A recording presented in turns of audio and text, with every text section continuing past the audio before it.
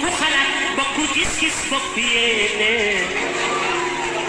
sans frontière boole sunu am ci liggéey nañu daje bañ a xajal kenn sunu diggante waratuñu nangu kenn ñëw di ñu féewale buy jiite réew foog ne la fa nekk yow yaa ko moom ngir ku dëgg dala war a fekk nga bëgg sa réew te sàkku dimbal nekk fekk loxol borom wuy Afrika su jant bi feeñee waaw noonu la fekk joo ak sintukaay partagez leen vidéo bi jaar naa ñëpp Africa Unite ci ñaar mën kenn waaw yoon wi sori na te metti na nañu ko waajal wadu la pexees lañu defoon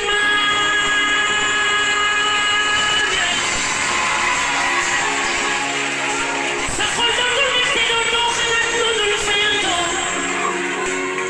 su ma sañoon ci nga mel ni moo koy jiite Africa Unite voilà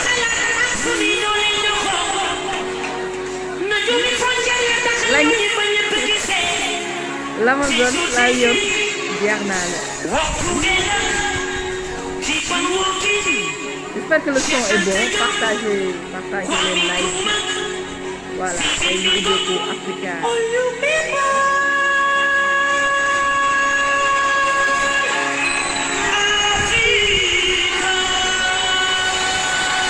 like balaa bi sax na de est-ce que duñ ko fi duñ ci yëngu ci tuuti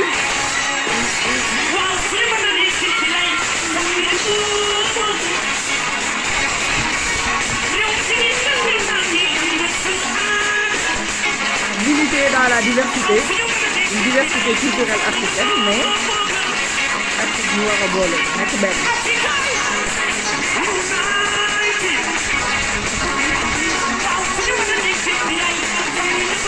Maxila mon frère bien naa la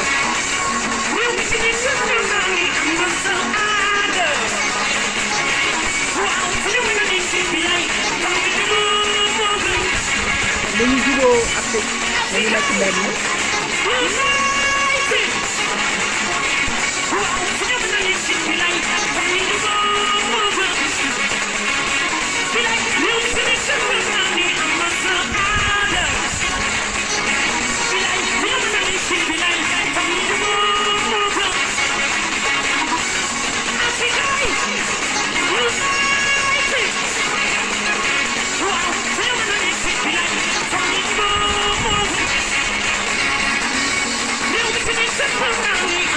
Assane Salam Cissé jaar naa la waa télé tàkk na de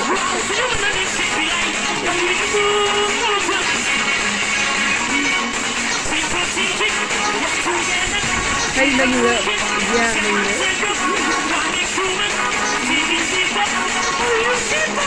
Abdoulaye Wade ñu boole sama maam koy jaar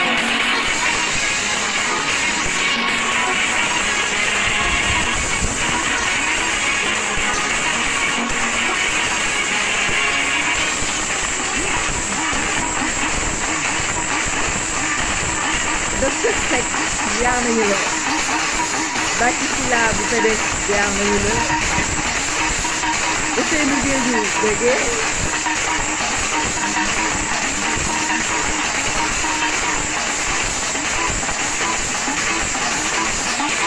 mu ne tey sama YouTube bi moom dafa déconné carrément day daal nee na dee bi ñu góor gi doyul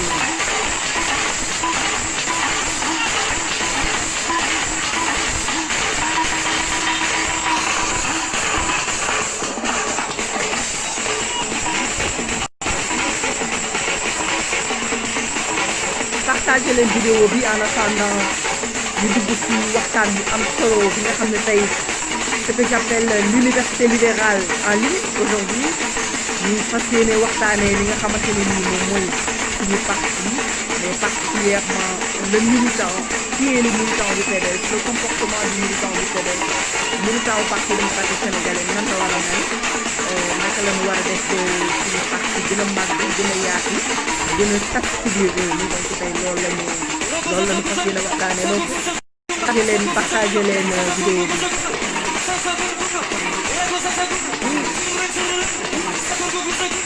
lañ ci partagé nga bàyyi fecc bi xanaa yaa ngi fecc rek.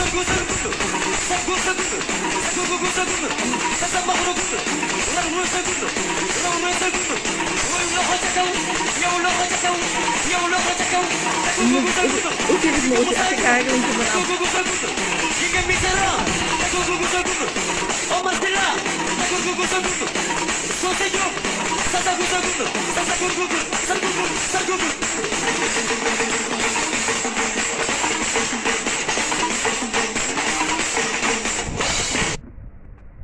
voilà Lynx daaneel baa ngi noonu man daal tey sama tablette bi dafa am problème YouTube bi nee na dee du ñëw parce que man tey daal sama yaram dafa yëngu bëggoon naa góor gi dolluñu bu Pape Cheikh bu neex mais daal YouTube bi tey dafa bañ voilà donc bokku internet yi ziar nañu leen nuyu nañu leen di leen sargal di leen ñaanal j'espère que vous avez passé une très bonne semaine bi parce que ñu ngi ci fin semaine bi tey le vendredi ñuy jiital ci suñu nuyoo ki nga xamante ne nii moom mooy suñu frère secrétaire général national le président Abdoulaye Wade di ko ñaanal gudd fan di ko ñaanal wérgu yaram di ko ñaanal jàmm ju sax dëkk di nuyu aussi suñu candidat le brave le courageux je dirais le lion gars yi di wax fii ay lion yëpp duñu ay lion bi kenn la Karim Meïssa Wade di ko ziar di ko nuyu di ko ñaanal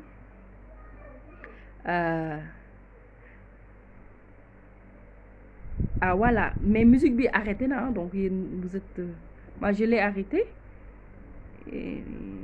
dégguñu ndax musique bi pas je l'ai arrêté donc voilà di nuyu suñu candidat le lion le Karim Meïssa Wade le courageux le digne fils de son père en exil depuis 2016 ñu di ko ñaanal yàlla mu defal ko jàmm defal ko tawféex ba nga xamante ni nii dictateur bi nga xam ne nii moo ko exilé woon yàlla delloo si xelam mu mun ñu delloo suñu frère suñu candidat ki nga xamante ni nii moom mooy Karim Meïssa Wade voilà donc nuyoo baa ngi noonu ñuy nuyu tous les membres du parti démocratique sénégalais du nuyu les sympathisants du parti démocratique sénégalais du nuyu les mouvements de soutien à notre candidat Karim Meïssa Wade ñëpp nuyu nañ leen donc voilà di nuyu Sénégal di leen sargal yéen followers ëttu libéraux yi nga xamante ni vous êtes abonnés sur ëttu libéraux yi xamante ni du lundi au vendredi vous êtes avec nous c'est ay live yoo xamante ni yu intéressant ay live yu am solo yi nga xam ne nii dañ koy amal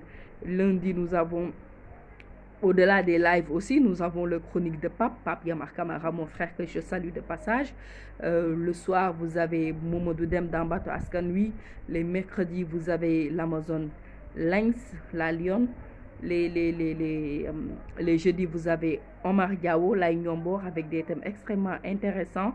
Et les vendredis, nous avons Oumou Akman, Oumou Khairi, Yande Fall.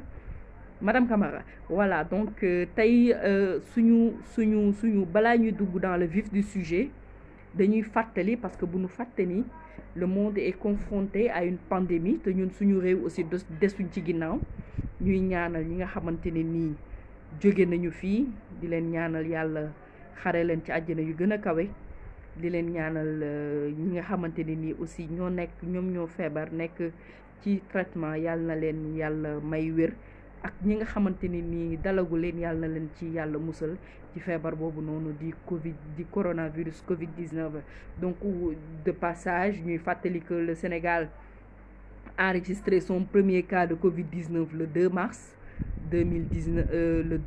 2020 donc ñun suñu parti yi nga xamante ne nii moom mooy parti démocratique sénégalais le 5 mars ñu génnee benn communiqué le frère secrétaire général national le président Abdoulaye Wade daal di suspendre tous les activités politiques muy réunion muy déplacement muy réunion di déplacement di voyage à l'étranger comme le rappelle souvent le président Doudou Wade ci le député Woré Sarr bi nga xam ne nii waroon na dem sax ci parlement africain mujjul dem donc muy suñu décision parti le 5 mars ba tey jii nii donc président Abdoulaye Wade dafa interdire lépp li nga xam ne nii rassemblement lépp li nga xam ne nii réunion lépp li nga activité politique bu nga xam ne nii dafay dajale ay nit. Donc voilà, je vais en profiter d'abord pour la sensibilisation si li nga xamante ne nii moom mooy sensibilisation coronavirus bi, parce que c'est important que population yi xam lan mooy les gestes barrières et aussi comment respecter les gestes barrières. Chaque jour fii si biir ëttu libéraux yi ku ci live dina ko préciser waat, distanciation physique bi nañu koy respecter, fu mbooloo am foo dajale foo xam ne nii y a plus de 10 personnes nañuy respecter distanciation physique de 1 mètre, ku ci nekk sori sa moroom 1 mètre, mais aussi li nga xamante ni nii moom mooy raxas sa loxo tous les 1 heure de temps avec de l'eau et du savon. Bu fekkee am nga gel hydraulique aussi, gel hydroalcoolique, voilà, nga raxas sa loxo bu baax. Mais surtout les experts l'ont montré, le port de masque, une obligation pour mën a wàññi propagation virus bi. Aujourd'hui, avant may wax ci li nga xam ne moom mooy le vif du sujet, je voulais montrer aux internautes comment on met un masque, parce que dans la rue da ngay gis ay nit yoo xamante ni nii wax dëgg yàlla leur façon de mettre le masque moom bañ a takk masque sax ko gën. Peut-être ils n'ont pas compris comment on met le masque, d'où aujourd'hui dinaa leen ko wan. Moi je pense que j'ai un masque ici, voilà, j'ai un masque par là. Vous avez vu, masque bi dafa am deux trucs. Boo xoolee su fekkee masque chirurgical bi la, am na benn genre barre de fer bu oyof, xawma c'est du fer, je sais pas, bu si nekk moom ngay jël nga teg ko ci sa kaw bakken comme ça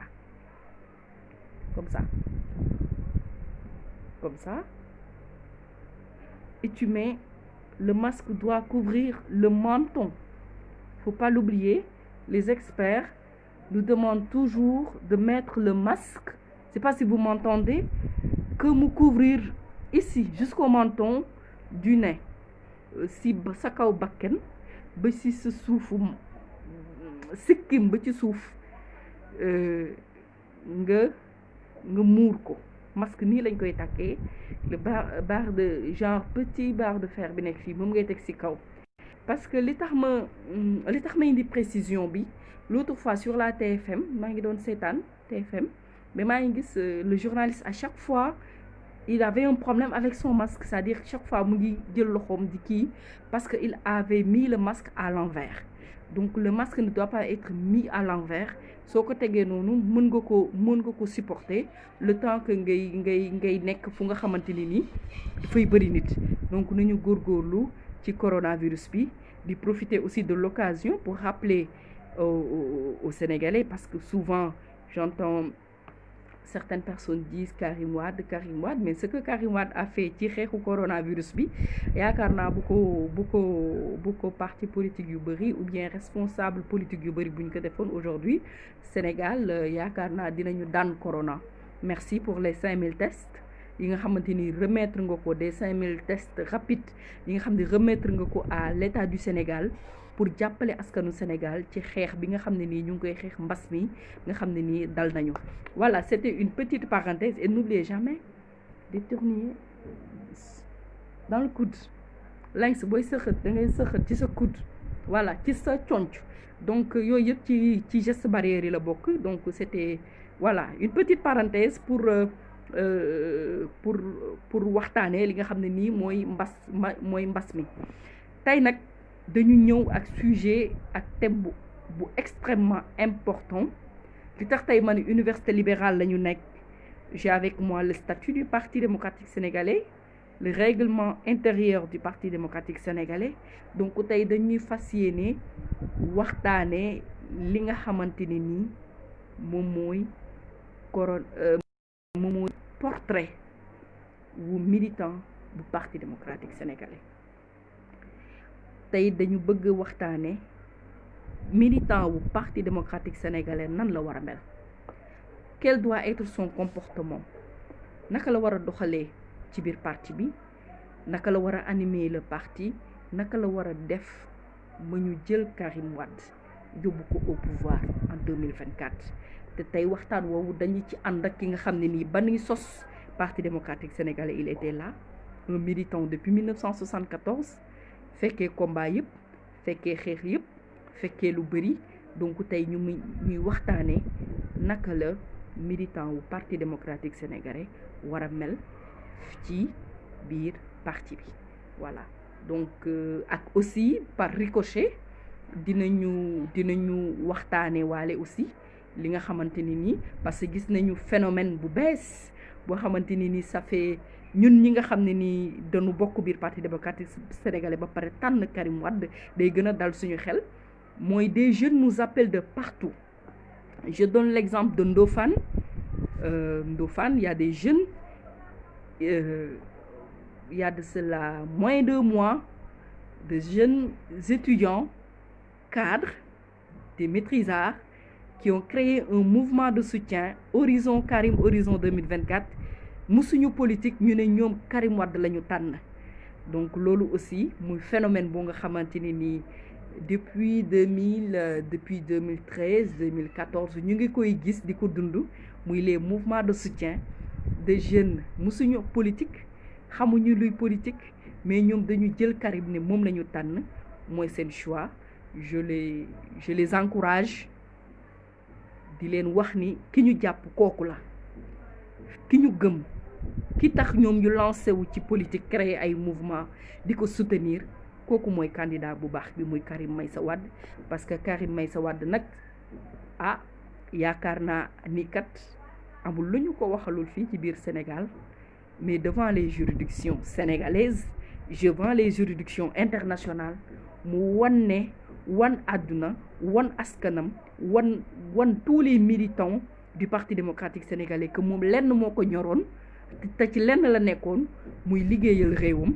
moo tax quitus am na ko quitus de bonne gouvernance moi je pense que il était le seul ministre boo xamante ne nii am na ko CREI yi yóbbu nañ ko fa amuñu un seul franc bu nga xamante ne nii jox nañ ko génnee nañu ko ne lii Karim Wade moo ko moom lu dul jël alalu Bourgi ne Karim yaa ko moom alalu keneen ak keneen ne Karim yaa ko moom alors que chaque jour je le répète duma ci tàyyi du ko wax parce que c'est important que les gens le savent c'est important que nit ñi xam ni Karim Wade amul benn rapport d'audit bu ko épinglé sur quoi que ce soit ce n'est ni la Cour des comptes ni IGF ni IGE toppewuñu ko corruption toppewuñu ko malgouvernance au contraire dafa am quitus de bonne gouvernance donc à tous ces jeunes à toute cette jeune génération qui aujourd'hui ont choisi Karim je dis bravo je dis félicitations je dis vous avez fait un très bon choix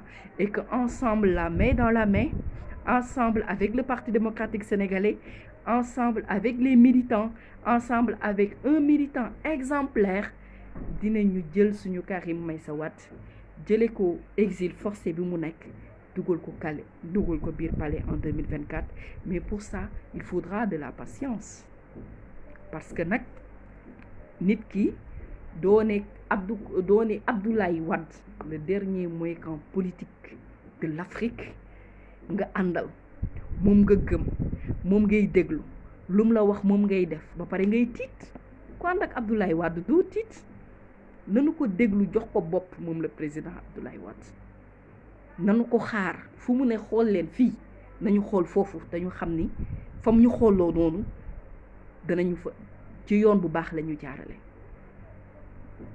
souvenez-vous des élections de 2000 Abdoulaye Wade presque 98-99 la ñëw Sénégal daal di gagné ay élections donc nañu dal nañu déglu suñu parti nañu am discipline de parti nañu ñun ñëpp ñu jox suñu président Abdoulaye Wade nopp nañu jox suñu candidat Karim Meïssa Wade nopp parce que il se bat c'est pas facile man de Karim lu muy dund man mënuma ko que je reste des années sans voir ma famille que j'ai fait la prison pour mon peuple pour que dëgg feeñ Karim Wade il est courageux c'est quelqu'un qui travaille pour nous matin midi soir donc ñun en retour nañu patient nañu xaar suñu patient wee rek déglu ndigal yaakaar naa ni dinañu am ndam nekk nag ci terrain bi di massifier tey instant bi certes les pardon excusez-moi il peut pas y avoir de rassemblement ni de réunion mais on peut se parler par WhatsApp par Facebook via par téléphone ñu waxtaan ak suñu nit ñi ñu waxtaan ak suñu mbokk yi waxtaan ak suñu am di jàmm yi di leen xamal kan mooy Abdou Karim Meïssa Wade voilà donc tey loolu mooy le vif du sujet l'invité c'est monsieur Assane Ba qui est moom mooy secrétaire national chargé de la propagande et de la mobilisation donc il est par délégation du secrétaire général national chargé de l'image du parti grand Assane ñu ngi lay ziar dinañu la woo ñu débuter li nga xamante ne ni moom mooy waxtaan wi il est chargé de l'image du parti il est chargé de la propagande et de la mobilisation et propagande du Parti démocratique sénégalais il est conseiller municipal à la mairie de Ouakam et il est le président de la section Ouakam donc dinañ ko woo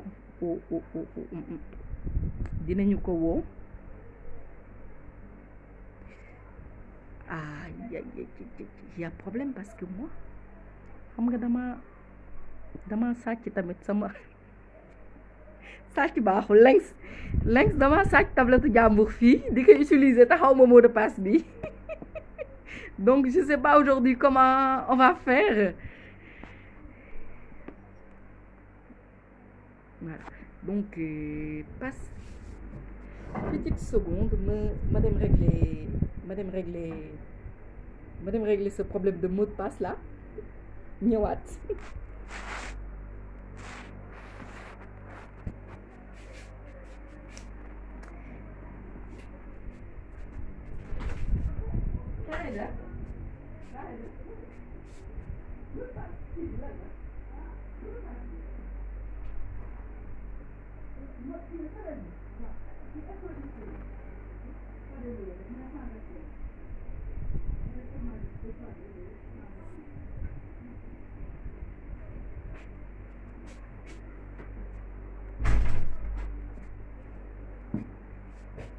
voilà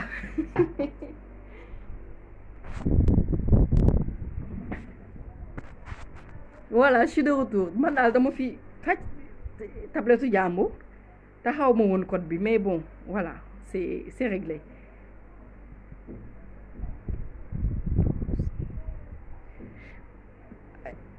ah Samba Ba vous avez parfaitement raison hein vous avez parfaitement raison Karim Wade moom allo président oui ziar nañu la ziar man la Yandé yaa ngi en direct sur Ëttu Libéraux yi mais c'est un peu faible ah bon ouais c'est un peu faible si vous pouvez augmenter un peu le volume pourtant sës na de c'est bon c'est un peu faible s'il vous plaît là c'est bon allô oui ma ne là c'est bon est-ce que tu ne peux pas encore augmenter là ou sinon je vais faire le casque peut-être oui parce que là sës naa de man maa ngi lay dégg bu baax waaw mais man c'est tout maa ngi lay dégg mais dafa xaw a ndaw dafa faible ah pour voir oui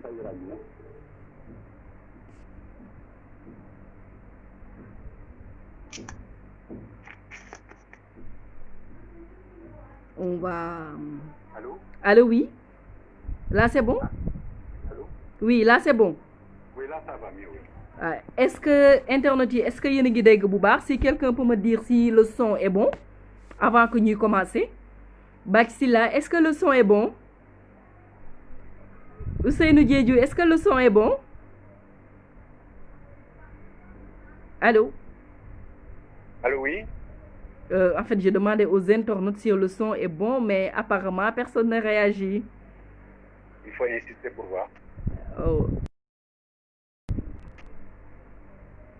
Oui le son est bon donc d'accord Oui, le son est bon. Voilà, président Assane Ba tey ñu ñëw di waxtaane li nga xamante ni nii moom mooy militantisme ci biir parti démocratique sénégalais surtout militant au parti démocratique sénégalais naka la war a mel ñu woola ci yow mi nga xamante ni nii fekkee nga depuis 74 jusqu'à nos jours vous êtes machallah vous êtes militant du parti démocratique sénégalais donc ñu bàyyi la nga nuyoo ak followers yi ak internautes yi nga xam ne nii ñu ngi seetaan ëttu libéraux yi.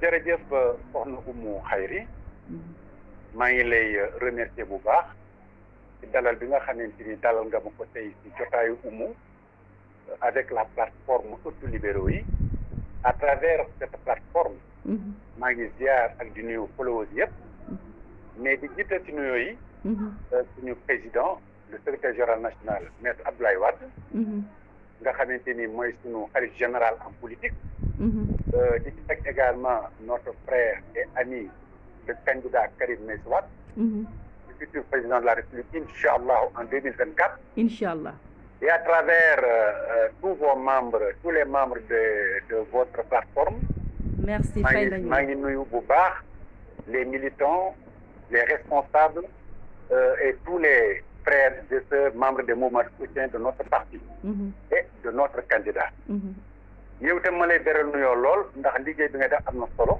merci beaucoup dina féliciter également ci ni nga introduire sa waxtaan tey rappeler les gestes barrières ba def un cours na nga xamante ni noonu la ñuy takkee masque c'est important tu as parfaitement raison li nga wax c'est des considérations techniques extrêmement importantes puisque ñun ñi nga xamante ni fu nekk la ñuy dugg dañu gis effectivement ni ñuy savantele masque yi xaw na doy waar donc dafay wane rek parti démocratique sénégalais macha allah ay cadres yu attitré la am te kenn ku nekk boo ko joxee liggéey rek mu defee que sax lu ëpp wala lu gën a rafet demin mi nga xamante ni sax noonu la soxla woon encore une fois toutes nos félicitations de ce rappel historique merci beaucoup et les gestes barrières def am solo trop merci lépp loo xamante ni ñoo ngi koy def dafa am solo ñu jiital ko waxaat ci nit ñi pour que ñu gën a farlu ñu gën a faggandiku pour en tout cas couper la transmission wala boog la propagation du virus d'une personne à une autre donc loolu daal am na solo. Merci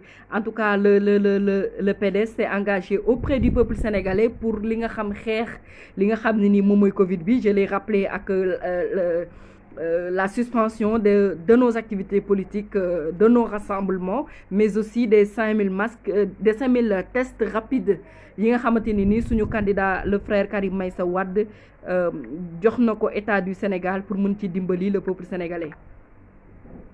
waaw loolu am na solo trop yaakaar naa ni geste boobu effectivement c'est un geste très salutaire te àddina yëpp rafetlu nañ ko en tout cas tous les citoyens sénégalais rafetlu nañ ko yaakaar naa ni loolu gàcce nga la parti démocratique sénégalais mais gàcce nga la surtout à notre frère candidat Karim Meïssa Wade pour avoir l'initiative extrêmement heureuse n'est-ce pas pour xam ni réew mi da ci am cër da ci ay mbokk da ci am ay xarit te dafa am ambition jëlee Sénégal fii mu nekk yóbbu ko dans des lendemains meilleurs dans des lendemains meilleurs dans le développement économique social et culturel à tous les niveaux donc ku am gis-gis boobu boobu mu sacrifier boppam def loolu je pense que njukkal lañ ko war a tayee kon askan wi peuple sénégalais de manière générale sans parti ci wax dëgg yàlla jàpp naa ne war nañ ko jukkal war nañ ko ñaanal war nañu def loo xamante ni si loo am solo ba ñëpp teg ci seen bët ñenn ñi tam ñu war a suivre son exemple parce que am na ñeneen ñu nekk ci réew mi mën ko te defuñu ko alors moi je leur demande véritablement de suivre les gestes extrêmement positifs que notre frère Karim Meïssa Wade a fait pour enrayer n'est-ce pas la propagation du virus et que pour ñu jàppalante suñu bopp ndax nag kenn du jógee feneen ñoo ci duñu xeexal mbir mi ñun ñoo ko war xeexal suñu bopp président damay njëkk a poser benn question mooy lan mooy parti démocratique sénégalais jërëjëf parti démocratique sénégalais association privée la boo xamante ni le code des obligations commerciales et civiles moo ko géré mu am yéene ci biir statut réglementaire dajale les citoyens sénégalais autour d'un objectif précis autour d'un programme précis pour defar Sénégal jële ko ci ndóol jële ko ci ñàkk jële ko ci musiba maanaam yu mel ni feebar yi ak yenn yu demee noonu pour que ñu mën a am effectivement un Sénégal meilleur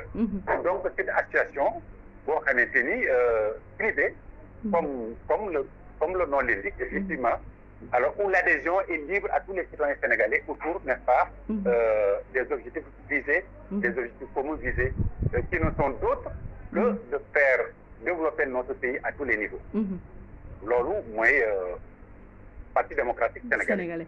macha allah mu nekk parti bu nga xam ne nii déjà est-ce que mën nga ñu defal benn historique bu tuuti ci ni parti démocratique sénégalais juddoo ba bokk ci landerneau politique sénégalais nga xam ne tey Sénégal kenn sañu fi tudd parti politique te jiitaloo ci le parti démocratique sénégalais.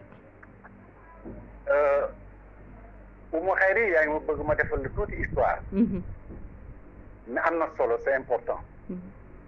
parti démocratique sénégalais bi nga xamante ni président Abdoulaye Wade am na yéene taxawal ko sos ko. dafa rencontrer le président Léopold Sédar Senghor à Addis Abeba. Au détour d'une réunion de l'Organisation de l'Unité africaine. mu fekk ko fa temps boobu Moustapha Niasse moo doon directeur de cabinet président Senghor. mu introduire ko mu gisee ak le président Léopold Sédar Senghor. mu ni ko daal xam naa ni constitution bi may na ma man sañ-sañ mu taxawal suma parti. parce que loolu mu ngi ci constitution bi. juriste la xam naa ko.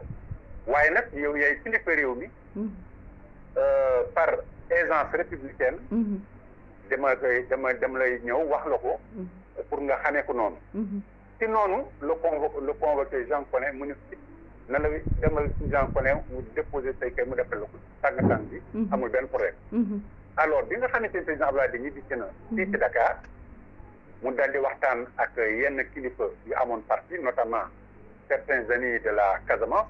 amoon parti de parti Sunu Gaal. ensuite amoon également ñoo xamante ni fii c'est des cadres mais amoon bokkuñu ci benn parti. mu def benn document bu ñu tuddee le manifeste des 200. En fait le manifeste des 200 c'est un document qui était un peu un document, si vous voulez, en quelque sorte un document préparatoire au programme fondamental de notre parti. Autour d'un dîner au restaurant le Soumbédioune jamono jooju Soumbédioune dafa am benn restaurant bu am solo mu dajale fa ay cadres ay intellectuels ñu waxtaan discuter autour de ce programme là bi ñu tudd le manifeste des 200 ba ñu bëri dal di acté mbir mi d'accord ci war nañu effectivement taxawal un parti boo xamante ni ñoom ñëpp dañ ci ànd adhéré mais lu jiitu loolu bi président nekkee France di jàng nekkoon à la fédération des étudiants d'Afrique noire daje woon na fa ak Cheikh Anta Diop daje woon na fa également ak Man Moussa Diop ñoo ñëpp dañu waxtaanoon pour bu ñu gisee ñu war a créer un parti nationaliste alors bi nga xamante ni formatisation ñu gën a moom mu daal di dem daal déclare son parti le PAI le Parti africain de l'indépendance ensuite Cheikh Anta Diop aussi daal di jéem a créé moom it son parti daal mel na ne daal déggu wuñu woon ci objectif yi alors loolu tam il est important que ñu rappeler ko seen internautes yi pour ñu xam genèse bi donc loolu bi mu àndee nag président Abdoulaye Wade daal di continuer ak cadre yooyu nga xam te wax naa ko léegi des citoyens sénégalais de tous bords vraiment ñu daal di def nag seen waxtaan di déggoo ba le 31 juillet 1974 ñu daal di def la première déclaration de constitution d'un parti politique dénommé le Parti démocratique sénégalais. Cette déclaration a été faite dans les jardins de l'hôtel Croix du Sud avec une conférence de presse. Donc une conférence de presse a été tenue pour annoncer la création du Parti démocratique sénégalais. C'était le 31 juillet 1974. Voilà mbokku internautes yi partagé leen live bi comme ni ko docteur Seck di waxee déglu leen teewlu leen aujourd'hui c'est l'université libérale tey la ñu am fii biir ëttu libéraux yi di waxtaanee li nga xamante ne nii moom mooy suñu parti merci beaucoup tonton Assane dégg nañu li nga xam ne moom mooy genèse création Parti démocratique sénégalais mu nekk un parti de lutte un parti de combat mais aussi depuis 74 mu am ay militants lan mooy militant président lan mooy réellement un militant. une minute si boo ma ko mayee. bien sûr soog a ñëw ci sa question. bien sûr. bi ñu déposer les statuts et le règlement intérieur ak le programme du parti le 31 juillet. au niveau du ministère de l'Intérieur. Jean Collin moo fa nekkoon jamono jooju. le 21 août 1974 président Abdoulaye dafa defaat beneen conférence de presse pour annoncer l'obtention du récépissé de reconnaissance officielle du parti. xam nga loolu tamit dafa am solo. ñu xam ko mais en vérité c'est le 8 août 1974 qu'on a reçu le récépissé officiel de déclaration du Parti démocratique sénégalais. Mais c'est le 21 août qu'il a fait l'annonce de façon publique pour que Sénégalais ak citoyens ak ñi nga xamante ni suñu ay mbokk lañu te nekk bitim réew pour ñu xam ni désormais au Sénégal est né un parti nouveau qui s'appelle le Parti démocratique sénégalais et dont le secrétaire général national est Abdoulaye Wade. ma fàttali la rek en une minute ñi nga xamante ni ñoo figuré woon ci récépissé de reconnaissance boobu li ci jamono jooju. Je pense que lu am solo la te internautes yi war nañ mën a am information boobu. Sur le récépissé de reconnaissance de notre parti. juróomi nit ñoo ci figuré. En tête c'est Abdoulaye Wade secrétaire général. Le deuxième personnage c'était Fara Ndiaye secrétaire général adjoint. La troisième personnalité moo doon Ibrahima Khalil Rahman Cissé. mu nekkoon secrétaire administratif. La quatrième personnalité moo doon Boubacar Seye. nekkoon le trésorier général. Et enfin, comme la loi l'impose, il fallait 5 personnes. Il y avait Bayla Amadou Makhtar-Wane, secrétaire chargé de l'organisation. ñii ñoo nekk ci kayitu juddu Parti démocratique sénégalais. Il est important yaakaar naa pour que télévision yi. ñu dal di xam loolu yaakaar naa lu am solo. Maintenant pour cette question. lan mooy militant. question ba am solo la. question ba am solo la. parce que le militant d'abord. mooy ki nga xamante ni dafa ñëw ci kuréel gu mel ni li mën na ko waxee sànq association de droit privé muy parti politique. mu jënd kartam.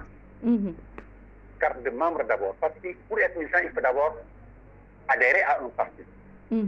Et l'adhésion s'octroie par l'achat, n'est-ce pas, de la carte de membre. bu amul carte de membre mënoo nekk membre. mënoo adhérer. te loolu c'est réglé par l'article 4 des statuts. bi nga xam ne dafay indi li ñu tuddee qualité de membre ak adhésion. loolu yaakaar naa ni am na solo trop pour nit ñi xam ko.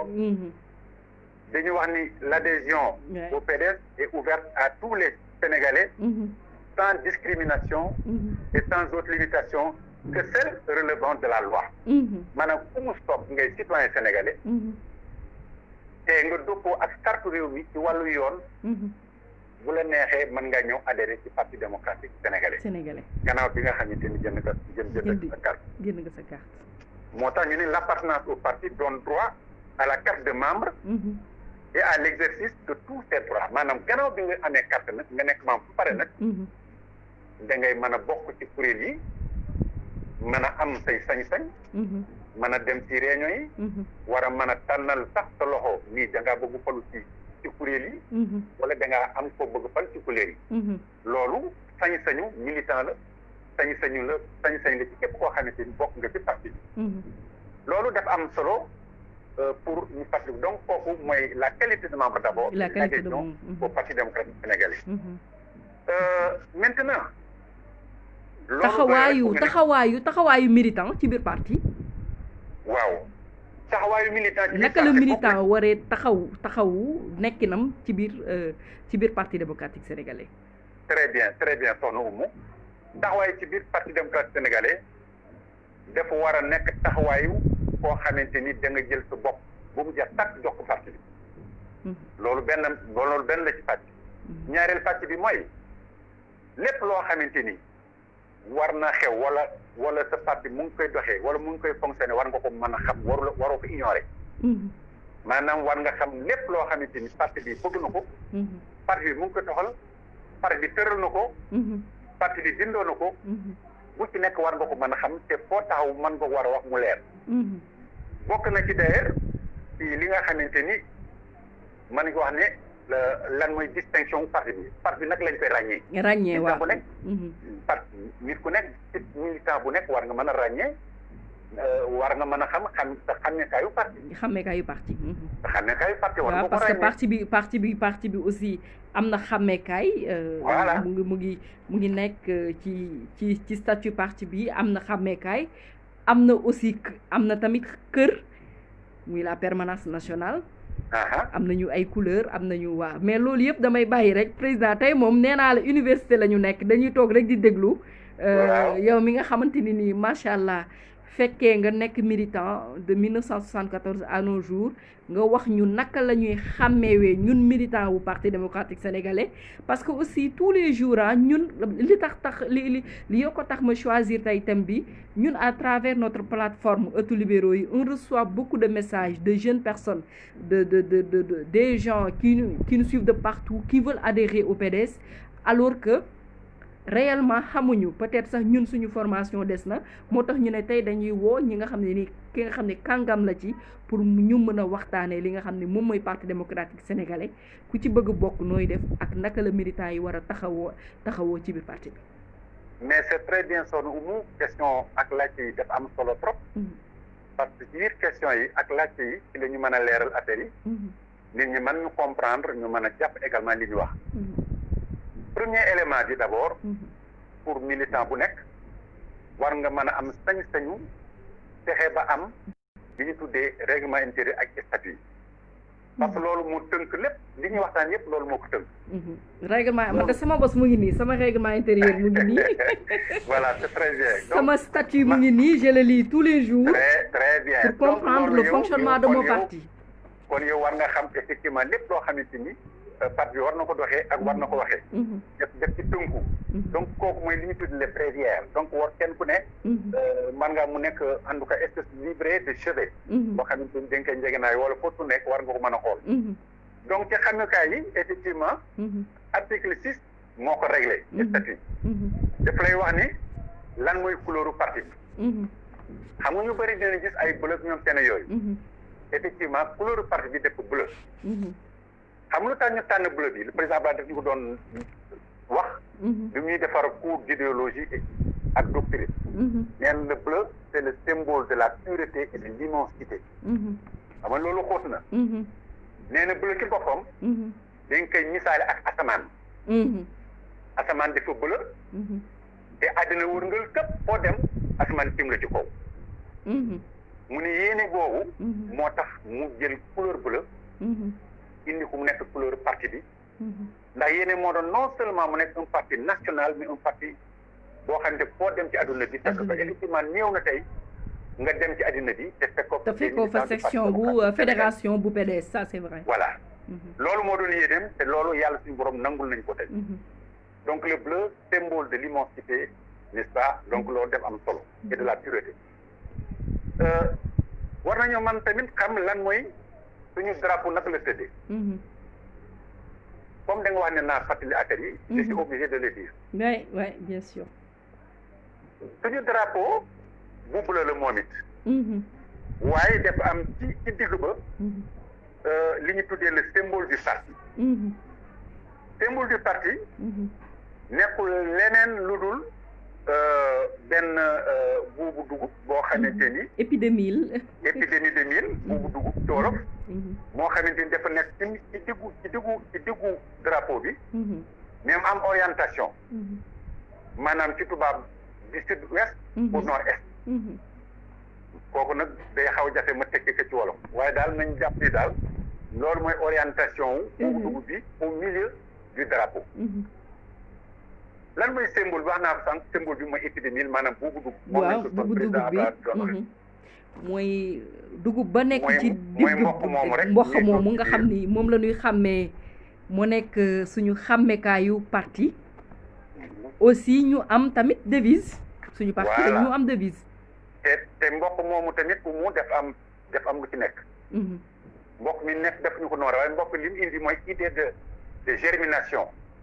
et de détermination c'est-à-dire que yéene président Abdoulaye Wade mooy fexe. bu ñuy béy loo xamante ni moom la ñuy dundee.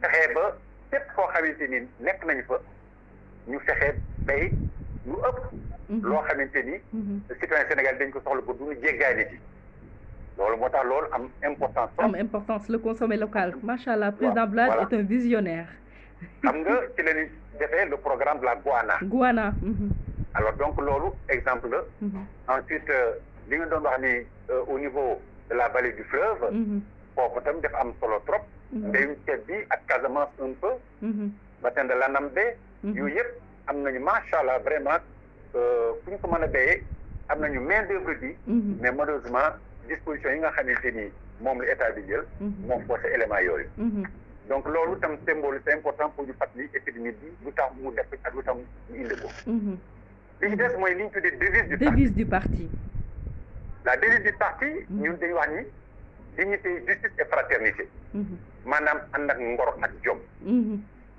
ngor ak jom ku bokk PDS maanaam ku bokk PDS da nga war a am ngor ak jom da nga war a am jom transhumance waruñu la ci dégg très bien nga war a am ngor am jom justice mooy dëggal te jubal dëggal te jubal justice fraternité mooy nañu jàppalante nañu bokk ndey bokk baay moo tax ci suñu biir parti on s'appelle frères et sœurs.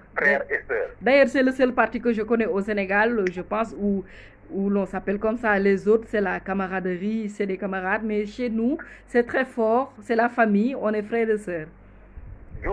C'est exactement moi. Je me suis amusé, effectivement, pour vérifier l'autre. Il y a une partie, mais avec camarades qui sont camarade nag mooy day ngeen ànd bu naqdee rek waaw bu naqdee ngeen dem ku nekk jaar yoonam fii nag moom c'est une famille le président Abdoulaye xalaatam moo doon unifier sa famille maanaam ñëpp ñu nekk benn parce que ay nit bu ñu bokkee mbir ci tuddante frères et sœurs dafay mel ni ki ñoo bokk ndey ak baay day mel ni nijaay ak jërbaat day mel ni mag ak rak day mel ni ndey ak doom day mel ni baay ak doom voilà un peu le Parti démocratique sénégalais et moi je peux et j'en témoigne que cette fraternité ça existe ici dans ce parti parce que ñun tey ñu nga xamante ni dañu nekk ndaw suñu demee bay juum dinañu gis suñu yenn yaay yi dañuy woo téléphone ma fille lii waroo ko def suñu yenn nijaay yi je donne votre exemple l'exemple de Doudou Wade l'exemple de Ndeye Gueye Cissé et plein d'autres personnes yoo xamante ni ñun ñu nekk ndaw suñu demee ba nar a nekk ci yoon woo xam ne du noonu dañuy woo ne ñu li ngeen di def nii du nii le parti nii la bëgg ngeen doxale donc cette fraternité là moi qui suis jeune du parti je peux en témoigner ci famille boo nga xam ne nii mooy le Parti démocratique sénégalais. Mais tu as parfaitement raison li nga wax lu am solo la effectivement c'est comme ça noonu la ñu fonctionner te ay firnde yu bëri ngi ci on a même des mécanismes internes de règlement de conflit yooyu yëpp am na ci donc c'est pour dire véritablement nous sommes une véritable famille wax dëgg yàlla président Abdoulaye Wade moo ñaale nañ ko militants yi responsables yi cadre ak famille jeunes ñëpp moom la ñuy dundee ci la ñuy doxee ci la ñuy taxawee loolu am na solo sax ci suñu parti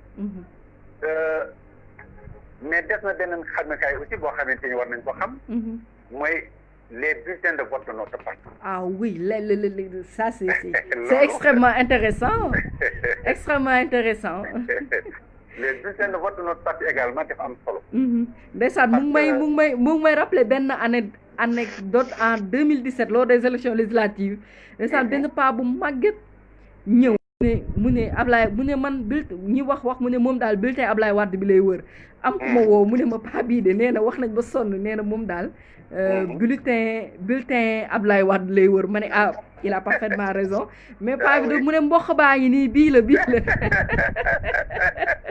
non c'est vrai ce nijaay boobu wax nga dëgg parce que même ñun bien que nous étions jeunes en son temps alors pour faire comprendre la couleur des bulletins de vote aux militants et jamono jooju mag ñi sax ak jigéen ñi nga xamante ni pour la plupart c'était des analphabètes alors wax dëgg yàlla le taux de scolarité bi mel woon ni mu mel ni ci jamono jooju alors président Abdoulaye comme yàlla def ko baaxi mu dégg wolof daf ñu doo xam ne da ngeen koy wax rek bulletin bu mboq mi waaw kenn ku nekk xam nga ne mboq mooy jaune waaw donc daal nee na ko bulletin mboq bi en fait donc suñu bulletin de vote yi ay bulletins yu mboq lañu alors bu dee ci tubaab ñu ni jaune mu am nag buubu dugg bi aussi l'épidémie ouais waaw malgré que turu liste candidat yi def ci nekk en bleu donc le fond est jaune le papier est jaune les écritures restent bleues c'est pour symboliser également un peu la couleur du parti avec celle du bulletin de vote.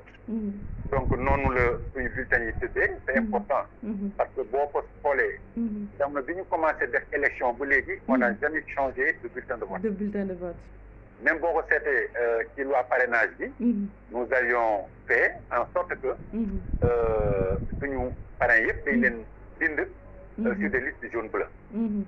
Alors loolu dafay symboliser ne rek nous restons constants ci li nga xamante ni mooy suñu idéal ak suñu logique bu parti loolu am na solo donc umu li ci des mooy militant daal war na mën a am une connaissance appropriée de son parti mais aussi y a benn signe bu nga xam ne nii le président Abdoulaye Wade daf koy faral di def si ay sorties wam muy V la victoire et nous avons aussi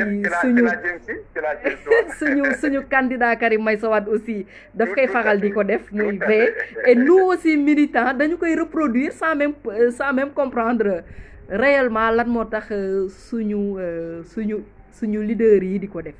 Mais tu as parfaitement raison ci la jëm si woon c'était le dernier élément sur les signes distinctifs booy nuyoog sa nawle wala sa morom wala sa xarit ci parti bi sax da ngay tàllal ñaari baaraam bi rek li muy signifier rek mooy la victoire te effectivement bi nga xamante ni créé nañu parti bi ak léegi c'est de victoire en victoire am na ay ñaawteef yu bëri def nañ ñu ko ay coono yu bëri indi nañ ñu ko interdiction de meeting interdiction de réunion et cetera bu ñu daan def tournée sax dañu doon gàttandu dagg ay tronc d'arbre di ñu baare bu ñuy dugg ci ay dëkk je me rappelle ci suba ndeysaan y avait des problèmes Joal Fadiouth Loro et cetera yooyu yëpp ay histoire la alors donc mais malgré tout on a brisé tout cela et on a comptabilisé ça en victoire Sénégalais adhéré nañ massivement ci parti démocratique sénégalais loolu nag c'est important me rappeler le foofu benn affaire le président Abdoulaye daf ñu doon faral di wax ni ñett duñ mën a ànd ak moom ñett yooyu mooy ki nga xamante ni dangaa ragal wala nga yàkkamti wala nga goree mu ni ñett ñi président répété waatal ndaw ñi déglu leen waaw président Abdoulaye daf ñu doon wax ni am na ñoo xamante ni ñoo xamante ni duñu mën a ànd ak moom ñi ragal ñi goree di ak ñi yàkkamti waaw ñi ragal ku ragal na nga dem parce que dañu nar a xeex pour teg fi Karim 2024 ku goree di koo xam ni aussi tamit duggoo ci pour conviction mën nga dem mais ku yàkkamti it demal parce que Abdoulaye Wade 26 ans la opposé wu.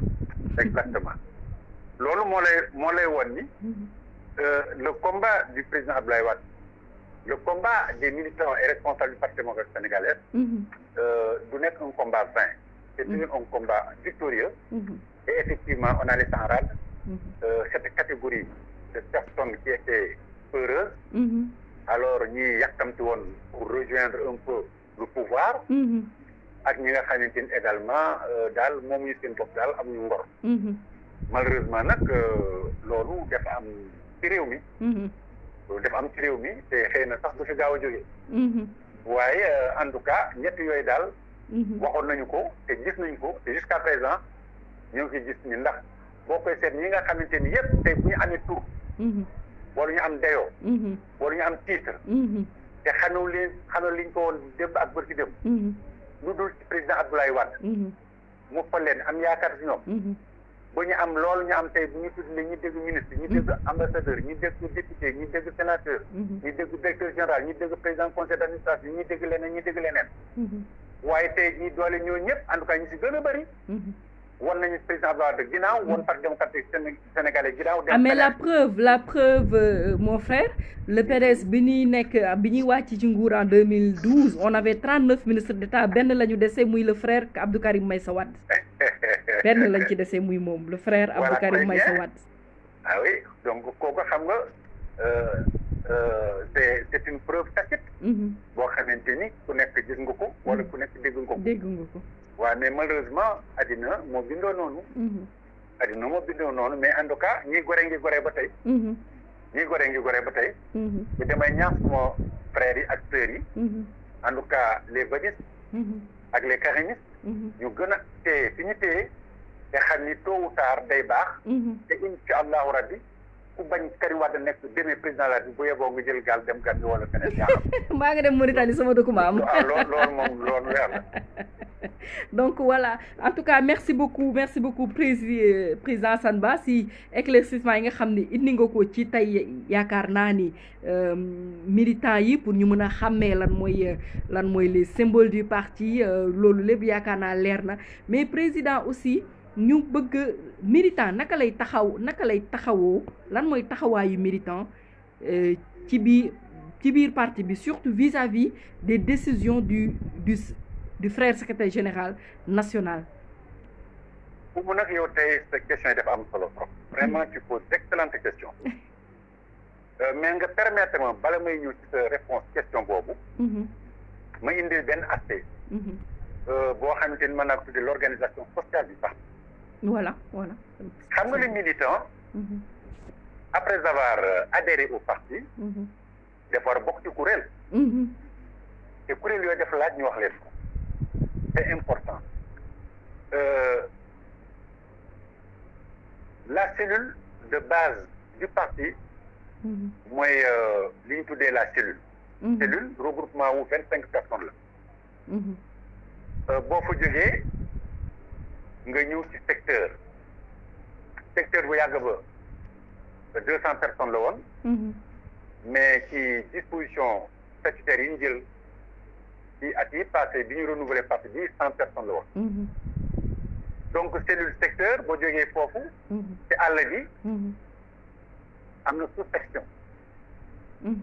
ensuite nga ñëw ci section.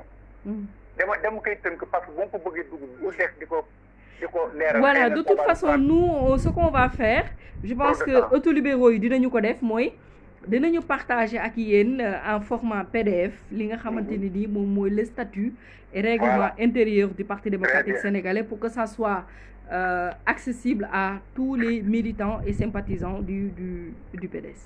Très bien. Donc ma daaneel fi rapidement. Donc boo jógee section am nga fédération. Fédération bi tam boo fa jógee convention régionale.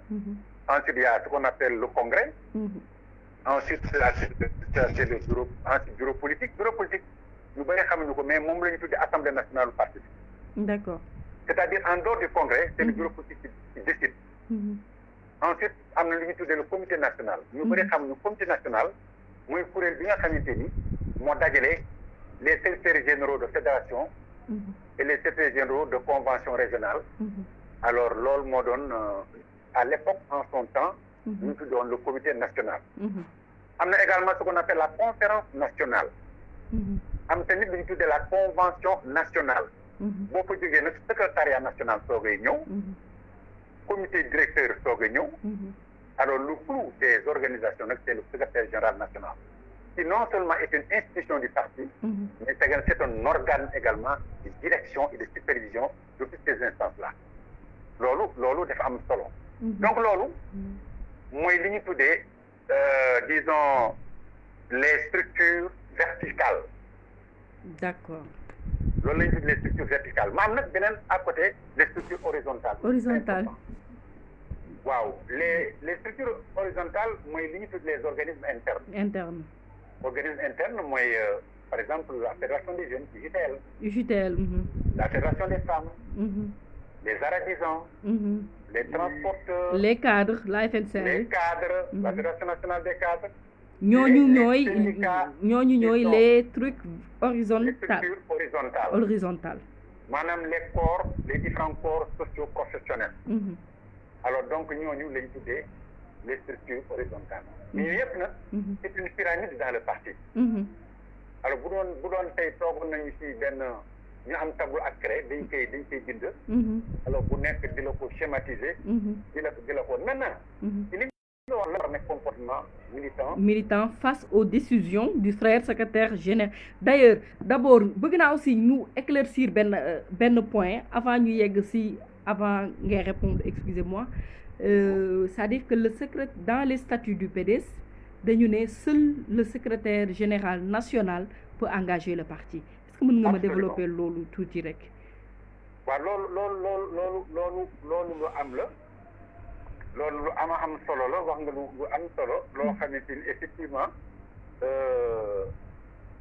secrétaire général national moom rek moo mën a engagé le parti. D'abord c'est lui le porte-parole du parti. Les deuxième c'est des délégataires des missions du secrétaire général national. Mais au terme des statuts du règlement intérieur c'est le secrétaire général national qui est le porte-parole du parti. loolu tam c'est important que ñu wax ko. li nga xamante ni également en tout temps et en tout lieu. le secrétaire général national mooy coordonner. mooy superviser. mooy régler ñi nga xamante ni noonu les fonctions parti de fonctionner. En fait c'est un peu le superviseur général de toutes les structures du parti. De leur fonctionnement ou de leur non-fonctionnement. Et à chaque fois mu constaté ko war na mën a jël des dispositions yoo xamante ni dafay fexe ba li doxal woon mu dox wala bu xawoon na dëng mu jubbanti ko wala bu waroon a dox bu baax te doxal bu baax mu mel ni ku yor lii fu fas rek karaas leen tuuti yëfi gën a mën a dox loolu effectivement secrétaire général national moom la ñu jagle loolu. Alors donc moo tax bi nga xamante ni gis nañu ni ci biir secrétariat national bu bees bi nga xamante ni tabax na ko bu yàggul. gaa ñu bëree naan non benn secrétaire général adjoint moo ci war a nekk man leen ñoom jànguñu statut règlement intérieur yi. En tout temps et en tout lieu il est chargé justement de superviser, de coordonner l'action du parti de façon générale. Et comme le secrétariat national, c'est le gouvernement du parti, et c'est lui seul, lui, moo mën a tabb ay nit ci biir secrétariat national boobu. jox leen ay responsabilité, jox leen ay orientation, ñu war ko doxal, ñu war ko jubal. loolu moo tax juumul benn yoon. ci li nga xamante ni noonu la tabaxee. secrétariat national bi mu jub secrétariat national bi. donc ñi ko doon wax dëgg yàlla jàpp naa ni dañu doon jéem a yëngal jamono rek. mais def nañ erreur de casting wala boog ils n'ont pas tellement compris ou ils n'ont pas relu vraiment les textes du parti traitant de cette question. loolu tam dafa am solo trop ñu wax ko. voilà donc yaakaar naa ni. donc ci tënk ci man li ma comprendre ni nga ko waxee. mooy seul le secrétaire général national muy le président Abdoulaye Wade moom moo mën a engager le PDS. En plus c'est lui qui supervise, donc c'est lui qui contrôle lépp li nga xamante ne nii activité la lépp li nga xamante ne nii def la moom aussi moom mooy jagle ci ay pouvoir am ay nit. Donc même tey le porte-parole lu mu war a wax sax day fekk secrétaire général national moom moo ko waxloo. Absolument. Communiqué yi aussi moom moo koy signé. Voilà, j'ai vu aussi dans le statut que vous aviez en 1974 un journal bu nga xam ne nii démocrate la tuddoon en français. mu nekk démocrate aussi en wolof benn expression wolof bu ñu bindee démocrate mais dafa préciser sax article bi dafa préciser mu ne d'autres organes d'expression pourront être créés de besoin comme par exemple comme nii ñun ñu créer ëttu libéraux yi nii mais day fekk parti bi d'accord ci. Dëgg la. Voilà, c'est ce que l'article précise. Donc, Absolument. voilà. Chaque organisme interne peut être autorisé par la direction du parti à faire paraître un organe spécifique d'expression. Absolument. dëgg wér nga wax loolu effectivement parti bi moo ko tënk à travers les statuts et règlement intérieur. mais question bi ñu doon traité léegi mu jëm ci sañ-sañu secrétaire général national. article 23 moo ko réglé. boo demee ci statut yi à l'article 23 moo ko réglé. dañuy wax ne en toutes circonstances. dans la vie du parti, comme devant les tribunaux, le parti est représenté par le secrétaire général national. xam nga loolu leer na nañ. Le secrétaire général national est le porte-parole du parti, qui est le seul à pouvoir engager dans ses initiatives et propos. loolu moo tax ñun bu Abdoulaye Wade waxee engagé na parti bi. Abdoulaye Wade waa bindee li mu bind wala li waa engagé na parti bi c'est le seul keneen ku dul moom ay propos wala mbindam engagé wul parti bi moo tax loolu leçon la ci pour ma mën a embrayer ci cette question bi militant parti démocratique sénégalais dafa d'abord dañu war a am discipline c'est important mooy tënku ci dogal ak ndigal yi nga xamante ni direction parti bi jëfe na ko dogal na ko wala secrétaire général national bind na ko wala wax na ko loolu c'est des décisions loo xam ne dañ ko acté soit par des déclarations par des communiqués ou par des circulaires parce que ñett yooyu la ñu am ñun on a des communiqués ou alors c'est des déclarations ou alors c'est des circulaires donc yooyu effectivement nekk na loo xamante ni lu militant war a sàmm la wax nga ko sànq si sa njëlbéenu introduction je crois le 5 mars 2020 ouais le secrétaire général national def benn décision décision bi engagé parti bi à propos ci li nga xamante ni mooy mbas mi donc li nga xamante ni mooy coronavirus bi wartuñ ci mën a def activité il avait demandé à ce que toutes les activités soient suspendues que les missions soient arrêtées tant au niveau national et au niveau international que les réunions ne se tiennent plus à la permanence vraiment que nit ñi nañu garder la maison que nañu góorgóorlu ci des barrières yi c'est un visionnaire mais pourtant terewul à chaque fois que le besoin s'en fait sentir mais tu vois les cadres du parti des jeunes des femmes des adultes défendre le parti à travers n'est-ce pas les plateaux de télévision les plateaux de radio sur les pages de la presse écrite n'est-ce pas et à travers des interviews au niveau également des réseaux sociaux loolu dafa am solo déjà je donne l'exemple des gazelles oryx yi nga xamante ni nii ça avait secoué la République un ministre braconnier le PDS à travers son secrétariat national chargé de l'environnement ñu ne nañu président ñu ngi digal le président Abdoulaye Wade mi nga xam ne nii moom mooy le secrétaire général comme nuñ ko waxee moom rek moo mën a engagé parti bi ñu ngi koy demander à ce que ñu porter plainte donc ñun ñoo ngi parti bi mu ngi ci biir actualité tout à fait mu ngi ci biir actualité politique bi bu wér nga wax te dañ koy dund te amu fi lenn loo xamante ni am na ci réew mi te baatu parti démocratique Sénégal jibu ci bu dee au milieu social ñun li ñu dem ci social bi mara des salles ci dëkk yi wala ci ngénte yi wala ci parti bi malgré mbas mi ak la nga xamante ni moom la ñuy yóbbaale parce qu'il faut dire les choses telles quelles mais amul benn parti bu ko def sur l'aspect politique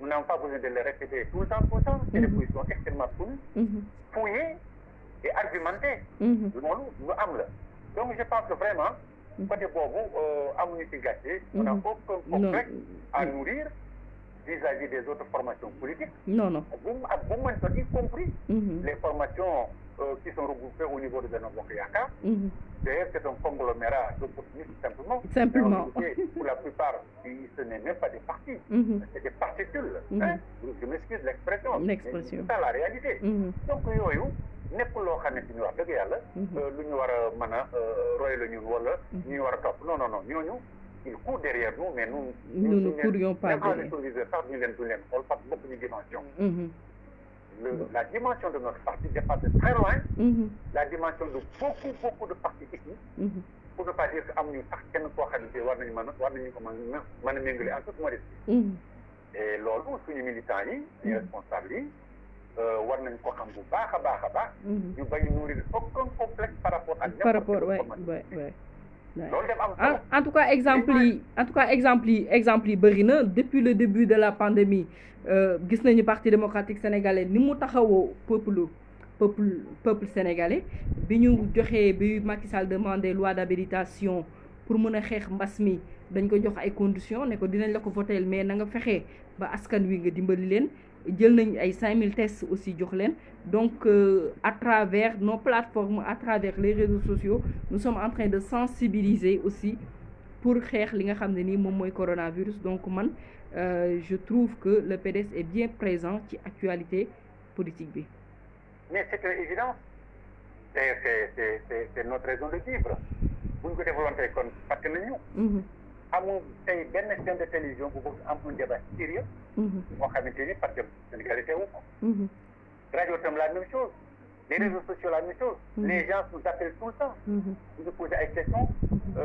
ci activités yi fi xew donc dafay wane rek wax dëgg yàlla nous sommes un très grand parti machallah nous sommes un parti d'avenir nous sommes un parti de gouvernement nous sommes un parti d'activité nous avons une expérience avérée nous avons comptabilisé 26 ans d'opposition mais c'est important à notre actif nous avons 12 ans de magistère de gestion administrative de l'État c'est important nous sommes aujourd'hui dans l'opposition li ñu amoon bu def l'opposition ak la ñu am ci gouvernement bi gestion gouvernementale ak li nga xamante ni dundaat nañ ko léegi ci opposition ça fait bientôt à 8 ans mais c'est un capital monstre c'est un capital d'expérience boobu la def ñu jàngal lu bëri ba tax na tey wax dëgg yàlla kuréel goo si jël muy ci xale yi muy ci mag ñi muy ci jigéen ñi mais c'est extraordinaire macha allah donc loolu am na solo trop et c'est pas pour rien également ñu bëri te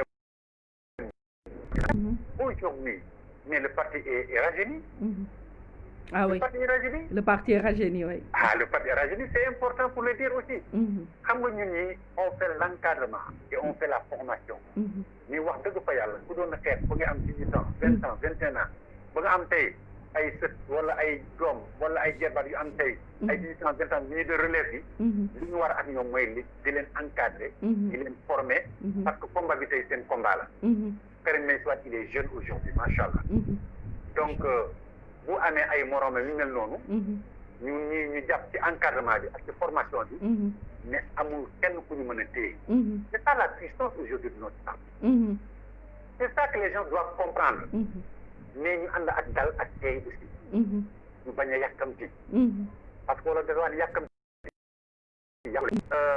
te boo nee fekk yoon may la yoon tey may la yoon comme ni koy wala fi di wax man na xam nga pour la dig moo la waaw boo nee tekk tey wan la yoon voilà mun naa waaw boo nee tekk rek boo rek yoon ma tey wan la yoon alors donc yooyu dafay wane ni mbir boo ci nekkee da ngay ànd ak nit ñi ci li nga xamante ni moo xew ci jamono jooja ak parce que période bu nekk daf am lu ci xew xam nga dañuy wax ni am ñu woykat bi nu ñu koy waxee bis bu nekk ati ci xew et cetera waaye fii itam mu ne am politique la politique c'est presque du sable mouvant maanaam nekk rek loo xamante ni dafa frontière aussi rek wala ci rek leen yem non dafay bouger y a les lignes qui bougent chaque jour dafa am ay activités chaque jour dafa am ay éléments yu bees et à chaque fois que mu am ay éléments yu bees da nga war ajuster sa position parti par rapport à ces éléments là alors loolu moo tax tey jii le président Abdoulaye Wade secrétaire général national du parti xam ni l'enjeu aujourd'hui de notre parti c'est de le rajeunir et il a très bien rajeuni moo tax je demande solennellement aujourd'hui à partir de votre plateforme fukki libéraux yi que jeunes yi nañu gën a góorgóorlu gën a xam seen parti nangu jege les responsables nationaux qui sont là responsables nationaux ñu bëri dañu tumuranke xam lu tax ñu tumuranke dañ leen war a laaj te laaj ñu leen ñu war a ñëw ci seen boor jege leen pour ñu am xam-xam bi ñu am te defuñu ko loolu mooy tumuranke bi xale yi nañu ànd ak seen liggéey ànd ak seen dal ñu yooyu ay njàng la ay njàngat la c'est extrêmement important moo tax véritablement je suis fier te yaakaar naa ne également xale yi ëllëg ils ont commencé à faire du bon travail il faut le dire l'école du parti va redémarrer sous peu je pense que le docteur Dieng est prêt d'ailleurs commencé woon na ko way à cause du coronavirus moo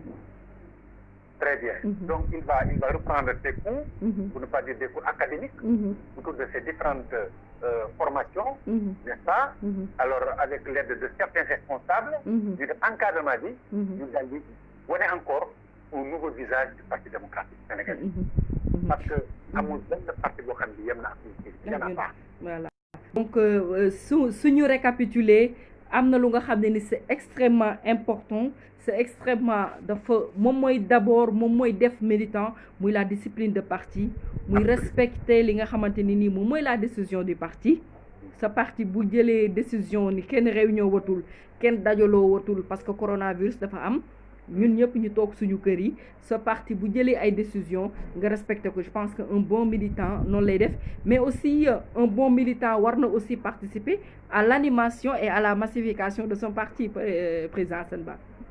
Extrêmement important mais mu yokkale ci tuuti sax. malgré que mbas maa ngi fi.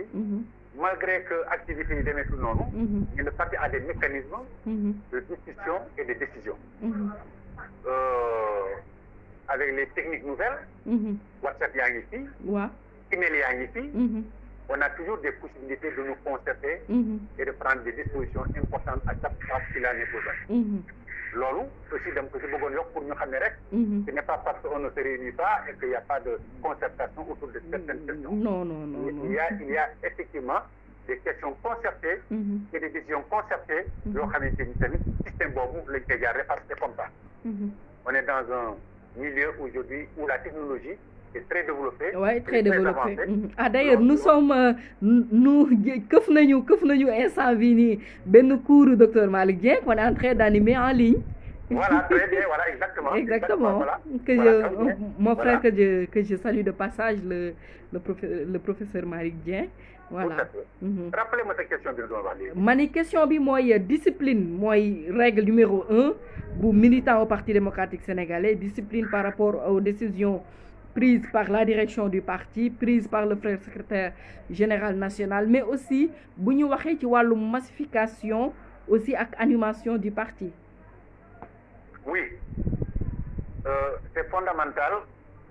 Xam nga d'ailleurs dañu faral di wax ni l'armée romaine bu doon gagner guerre, c'est par la ce n'était pas par le nombre de ses militaires ou de ses fantassins, mais c'est pas simplement cette armée-là, elle était unie autour de la discipline des chefs et qui était exécutée par les exécutants, c'est-à-dire les militaires qui n'étaient pas qui n'avaient pas trop de grade, quoi. Donc c'est comme ça. Donc discipline dafa am solo. Discipline moo lay teg ci yoon bu doo juum. Discipline moo lay defar bu doo gaañu. déggu ndigal moo lay tax ëllëg nga egg foog nga xalaat woon sax di nga ko egg. alors loolu dafa am solo trop. loolu moo tax effectivement il faut lépp lu ñu def rek dana ci mën a boole dal ak discipline c'est important.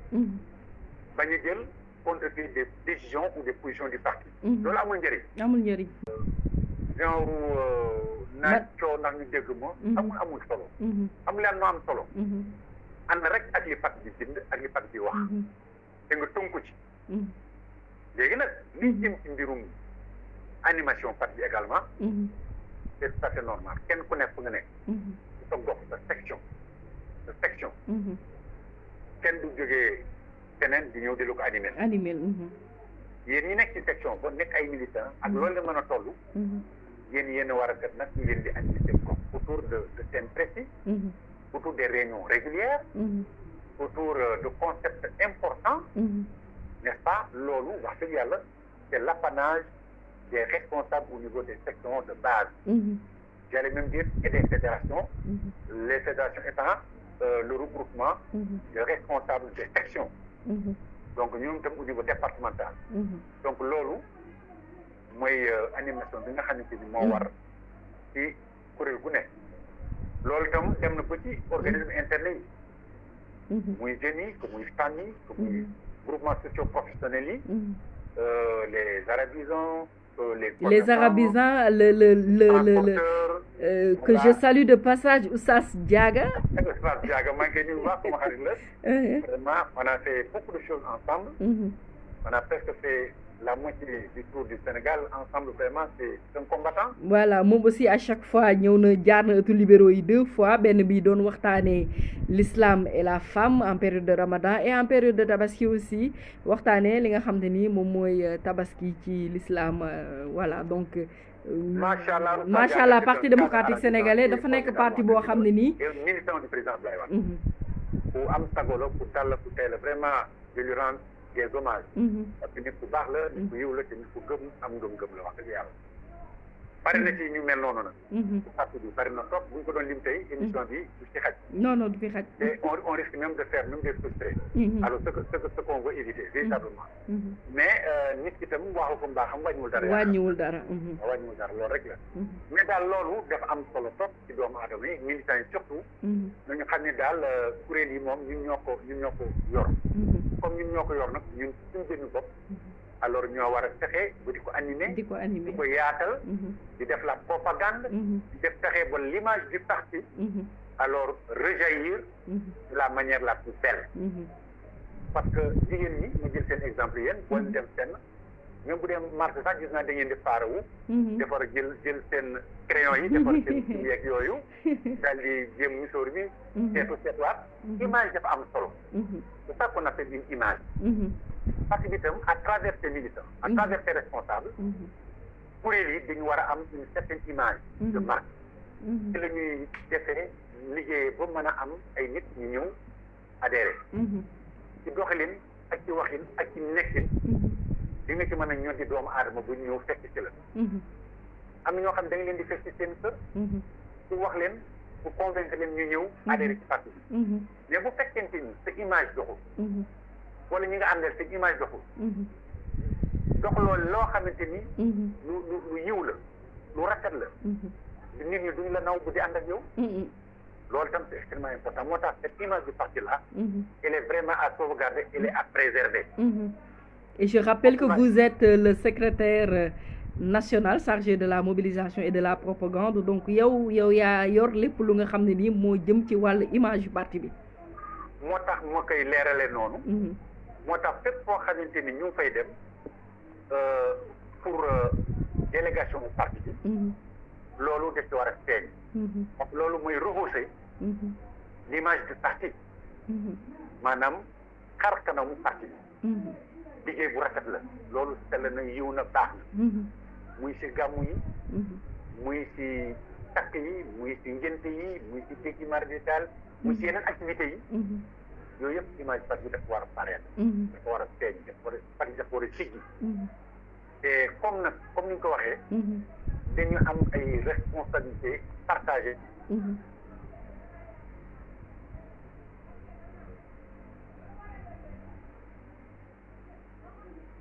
Aïe, là. On dirait qu'il y a un problème de réseau là, excusez-nous. Hein. Il y a un 60. ñu ngi jégalu bu baax dafa mel ni réseau bi moom moo.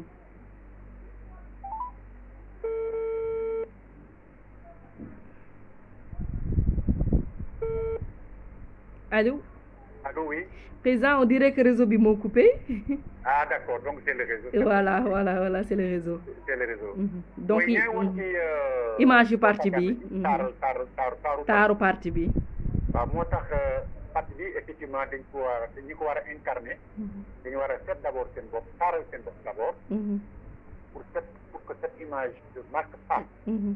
pour qu'à travers les représentants du parti. dans n'importe quelle manifestation.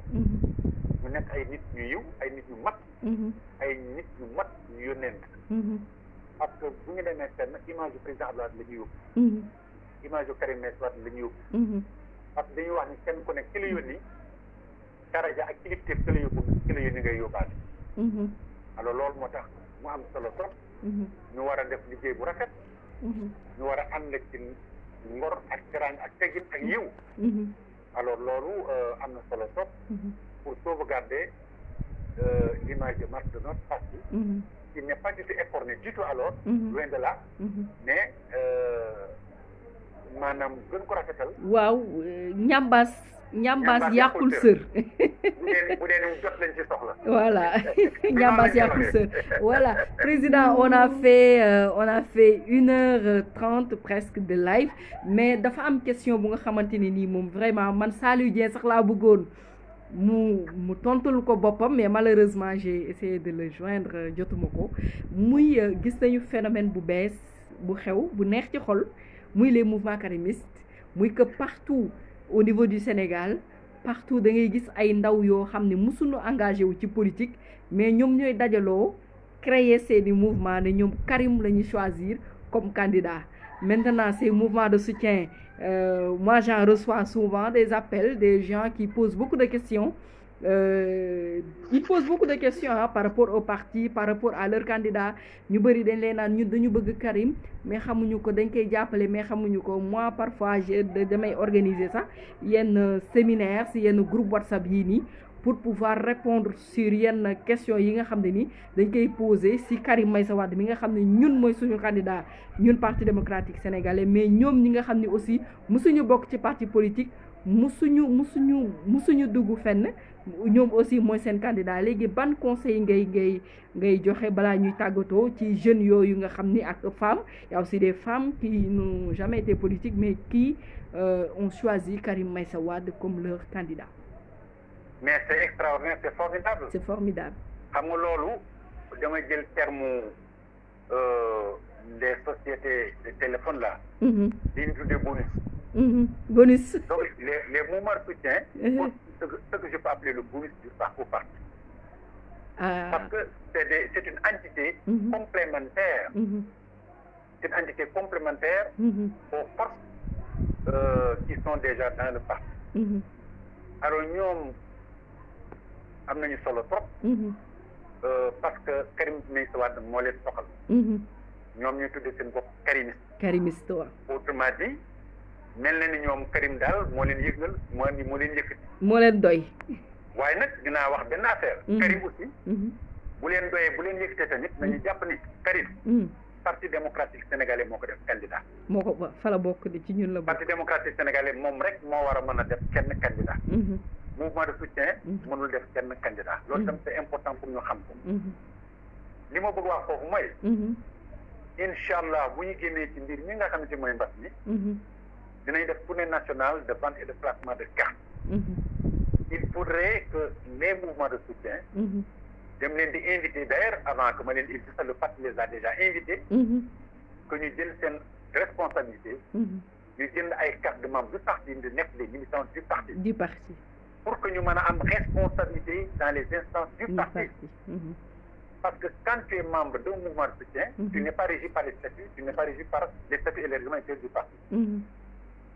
Or, le militant, il est régi par les statuts et les règlements intérieurs du parti. C'est extrêmement important. Donc, jusqu'ici, ça peut marcher, ça peut passer, mais conseil bi mu leen di jox waaye dëgg yàlla. bu dee ne Karim Wade la ñu bëgg jàppale dëgg comme ñun ñi nga xam ne ñu ngi PDS ba tabb ko mu nekk candidat. ñu fas yéene ànd ak moom di ko xeexal pour que en l'an 2024 ci kattan si borom. mu devenir le président de la République. jàpp naa ne ñoom war nañu mën a fexe bu carte yi génne rek bu leen ci gën a jiitu. gox yu ñu dëkk. section bu ñu dëkk ñu ànd ak waa section yi ñi fa nekk PDS ñu ànd ak ñoom. ñu daal di jënd seen i carte. ànd ak ñoom. ci gestion responsabilité yi ci bureau section ba wala ci bureau fédération ba c'est selon pour que véritablement ñu mën a dooleel parti bi ñu gën a yaatal parti bi ñu gën a massifier le parti loolu yaakaar naa ni loolu lañ leen war a mën a jox comme conseil parce que mën ñu nekk ci et vitam aeternam comme étant des soutiens à tel ou à tel addina day dox tey kenn mooy nekk candidat suba kenn mën na ko nekk alors bu dee ku nekk nag dañuy wut ñu lay jàppale du parti nous sommes un parti alors un parti il demeure il vit un parti dafay dund alors comme il demeure il vit dañu war a fexe ba lépp lu koy saxal gën ko dundal gën ko taxawal ñu taxawal voilà si tu veux le conseil que je veux donner un peu à nos amis. À nos amis. En tout cas, c'est man si landerneau politique Sénégal yaakaar naa Karim Meïssa Wade rek moo am loolu moo am des gens vraiment engagés, des gens takk seeni digg takk seeni lépp na ñoom Karim moo leen ñor. Mais bon, vous avez entendu le conseil du sage, le conseil du doyen, c'est de vous, il vous demande vraiment bis bu ñu commencé placement jaayum carte que yéen ñëpp ngeen ñëw dugg ci biir parti démocratique sénégalais ñu gën a mën a booloo gën a mën a jàppante ngir gën a mën a xeex pour suñu candidat Karim Meïssa Wade ak suñu parti bi nga xam ne nii moom mooy parti démocratique sénégalais. Donc tonton Assane, je pense que waxtaanee nañu tey li nga xam ne nii moom mooy militant ak militant au parti démocratique sénégalais naka la war a mën a naka la war a mel. Par rapport ak comportement ci biir parti bi donc kontaan nañu vraiment ci réponse yi nga xam ne nii indi nga ko ci li nga xam ne nii mais am naa aussi une dernière question le militant surtout nous la jeunesse suñu comportement par rapport aux anciens. Comment oui xam nga il ne faut pas y avoir de guerre entre nouveaux et anciens wala entre jeunes et anciens. C'est une erreur d'ailleurs de la part de certains qui le pensent bon parce que le puusal mu toog en quelque sorte quoi. Alors kooku déjà erreur la. puisque anciens yi déjà dañu am seen kuréel. Il y a la fédération des anciens. Des anciens oui. Ah, les jeunes am nañ seen kuréel. et la fédération des jeunes l'UJTL. Donc de façon générale de façon mixte. Le parti est un ensemble, c'est un tout, mais c'est spécifié. Alors donc les intérêts ne sont pas les mêmes. Les jeunes ont leur fédération, les anciens ont leur fédération, et dans le cadre général du parti également, les activités sont faites de façon différente ou sont faites de façon mixée. Alors donc, yaakaar naa ne kooku am benn problème li ma bëgg a wax foofu rek mooy. jeunes yi waruñu mën a mel ni ñuy xëxante wala ñu war a mel ni ñuy à peu près comme puutal ma toog expression bi utilisé noonu. Alors dañu war a fexe ba am expérience bi nga xamante ni enseignants am nañu. c'est important ñu am expérience bi. mais ñu am surtout également formation idéologique. ñu xam ce que c'est que la doctrine du parti. Parce qu'un jeune doit d'abord comprendre qu'est-ce que la doctrine du parti, qu'est-ce que l'idéologie du parti. C'est des questions importantes. En tant que jeune cadre intellectuel dañu war a xam loolu. Alors ñi nga xamante ni ñëw nañu nekk nañu fii te xamoon ko ñu tàggate loon ci ñu xam naka la ñuy doxalee yooyu ak luñ loolu vraiment jàpp naa ni jeunes yi war nañ gën a mën a fexe ba am xam-xam boobu mu nekk ndolleen ci ñoom ñuy yokk ko ci li nga xamante ni am nañ ko donc daal ci gàttal jàpp naa ni ñoom li ñu war a def mooy fexe jege mag ñi ndax mag moom boo ko jegee njëriñal ndaw la lu mu for nga lu mu wàddalee nga for. bu lay digal nga jëfee. te avantage lay doon. te bu amee xam-xam sax di la jox. bu yàggee nga nekk kankoor yi. moom ñu mag ñi noonu lay doon doxal ak seen site. ak seen jarbaat yi. donc je pense que c'est valable également en politique. alors donc je pense que vraiment. loolu jàpp naa ni daal lu ñu war a doxal la quoi. merci beaucoup tonton Assane ñu bàyyi la nga tàggatoo ak Flowers yi. Soxna Oumou maa ngi lay gërëm bu baax ci invitation bi. merci beaucoup. vraiment doylu ma sax ci waxtaan sax am na yeneen yu bëri yoo xamante ni waroon naa ko wax. waaw mais jëlal sa temps ah. tonton Assane jëlal sa temps de. non xoolal je vois que les followers ñu ngi ñëw. mais on va pas rester quand même les followers on a fait comme tu l'as dit 1h30 de temps. Alors c'est quand même bon de les laisser. non bàyyi ma def comme ma sœur rek bàyyi ma def 3 heures de temps. non bàyyi rek donc li ma leen di wax rek mooy. maa ngi lay gërëm bu baax wax dëgg yàlla di gërëm à travers toi. toute l'équipe de Ëttu Libéraux yi. alors ñoom ñëpp kenn ku nekk ci turam ak santam vraiment di ko nuyu. di leen féliciter. ci seen nekkin. ak tam liggéey bi ngeen di def. vraiment liggéey bu am solo la. yéen ngi def am plateforme bu am solo bu yee nit ñi. parce que li ngeen def yi passé ak yi bëri dem ak yi ngeen def tey. ça entre dans le cadre de la formation militante. c'est important. loolu am nañu département boo xam te moom lañ koy jagleel. mais yéen koy jël déjà en charge. donc c'est extrêmement important. donc maa ngi gërëm ñëpp bu fekkente ni ci tontu bi tam am na question yoo xam te ni leerul. comme ñi ko ñenn ñi bëgg woon maa ngi ciy jéglu. li ma si jéglu woon daal mooy vraiment gën a leeral. lépp leer na. bu fekkente ni am na omission ce n'est pas de ma volonté. lépp leer na. ma volonté était de faire en sorte que tout soit clair. tout soit précis tout soit net vraiment. et que bu amee itam njuumte wala erreur maa ngi ciy jéglu sama sago bu sama bëgg-bëgg. bëgg naa la poser benn question léegi la ñëw sama xel. président excusez-moi. merci pour tout dire. excusez-moi balaa ngay dem nga baal ma benn question parce que j'ai remarqué que parfois la nouvelle génération surtout nous avons tendance à ce que lu ñu neexul ci parti bi rek dañuy dem réseaux sociaux bind ko est-ce que le parti est-ce que am nañu ay mécanismes yu nga xam ni par exemple tey su ma gisee lu nga xam ne nii man par exemple moi Yandé Fall su ma gisee loo xam ne nii dans le parti peut-être je ne suis pas d'accord ou bien je ne suis pas d'avis ou bien bëgg naa ci émettre sama avis est-ce que amul ay kuréel yoo xam ne nii ndaw ñi mën nañu leen bind wala ndaw ñi wala ñeneen parce que c'est une tendance quand même que nous avons remarqué mooy que loo xam ne nii daal kii wula rek nga dem bind Facebook surtout loo xam ne nii c'est des questions internes au parti. mais c'est une grave erreur. il y a effectivement un mécanisme, c'est la commission de discipline du parti. Parti bi bañ na ko def am lu ñu tuddee commission de discipline. Commission de discipline mooy tous les contrevenants du parti. maanaam ñooñu ngay wax noonu. ñu bind loo xam ne waruñu ko bind. ñu siiwal loo xam ne waruñu ko siiwal. te ñu waroon ko régler par un mécanisme interne du parti. ñu ñooñu jalgati nañu. noonu la ñu koy waxee. jalgati nañu yoonu parti bi jalgati nañu yoonu parti bi. te ku jalgati yoonu parti bi. dañ la war a teg ci yoon. yoon woowu mooy la commission de discipline. bi nga xamante ni.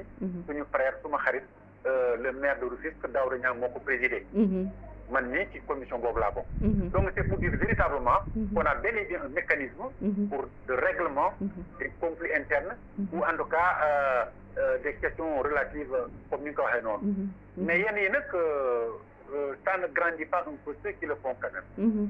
Ça ne leur grandit pas pour une simple raison que amul lu ñu mënul waxtaanee ci suñu biir amul lu ñu mënul waxtaanee ci suñu biir parti. Nous avons des structures pour ça. Nous avons des personnalités pour ça. pour ñu saisir wax dëgg fa yàlla mu teg la ci yoon wala mu xelal la. Alors te fekk loolu ñu régler à l'interne. génn de l'interne. loolu daal may conseiller. ñi nga xamante ni am nañu tendance. di ko def ñu arrêté ko. parce que loolu nekkul lu baax ci parti bi. te nekkul tam ñoom lu leen di grandir daal. nekkul lu leen di may personnalité wala lu leen di jox quoi que ce soit.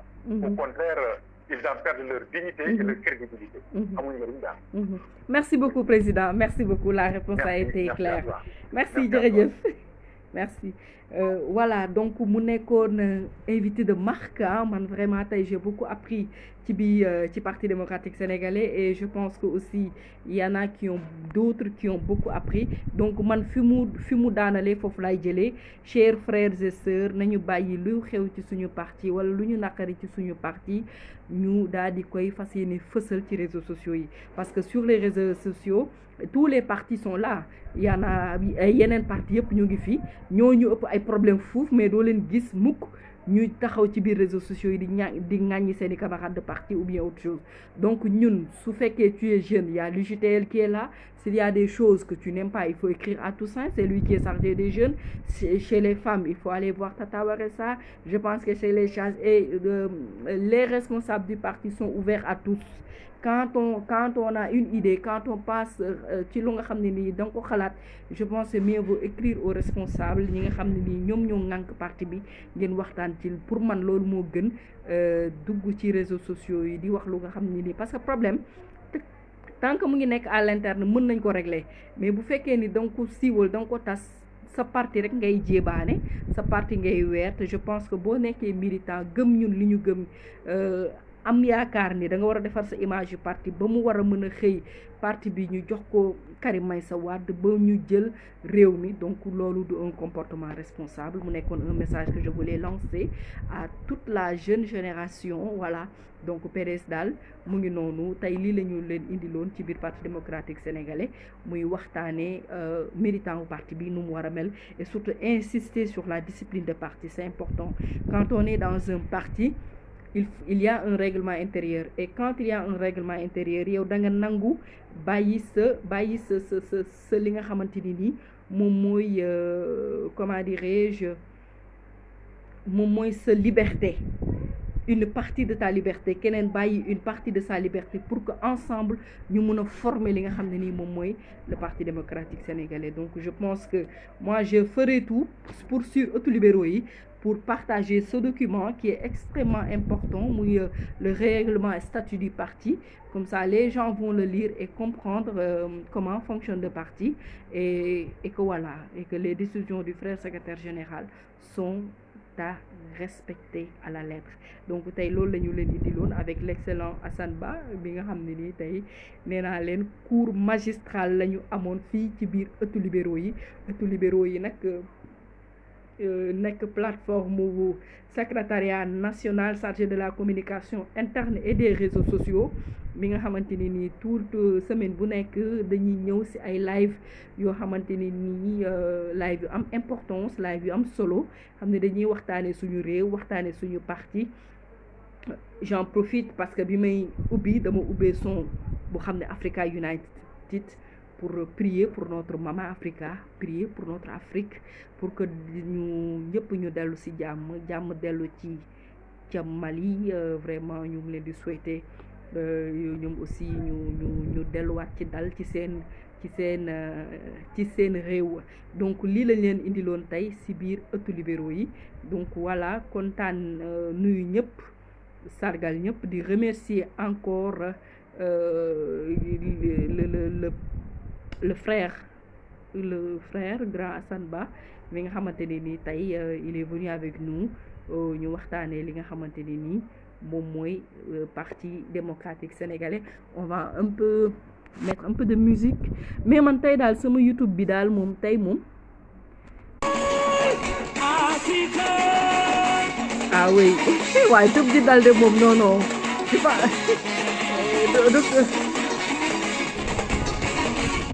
docteur Seck tëb di dal moom du wàllu militant au parti démocratique sénégalais. Non, il faut beaucoup de patience, il faut être patient, il faut être à l'écoute de la direction du parti, il faut être à l'écoute du frère secrétaire général national. Je pense que un militant non porté woo. Allez, ciao, on va, je sais pas moi, tey moom sama YouTube bi day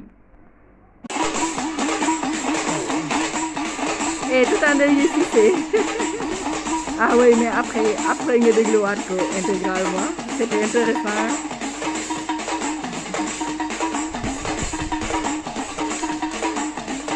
Merci beaucoup ma sœur Aïda Sakho, mon frère Bokar Niang nuyu naa la, gis naa say message.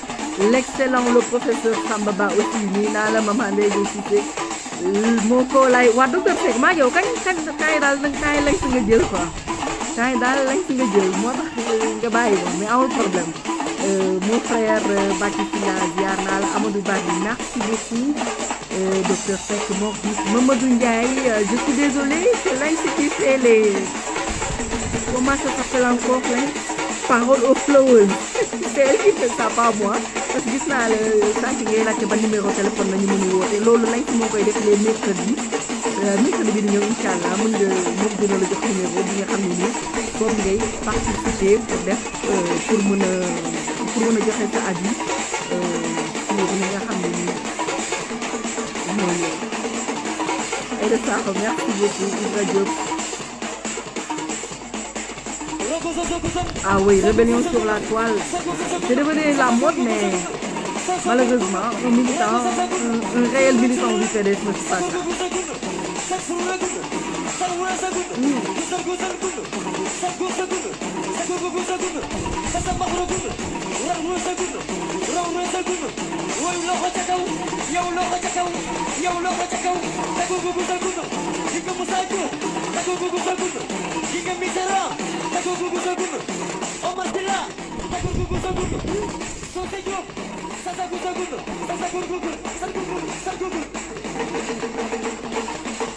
Lynx yaa ngi fecc rek gis naa la.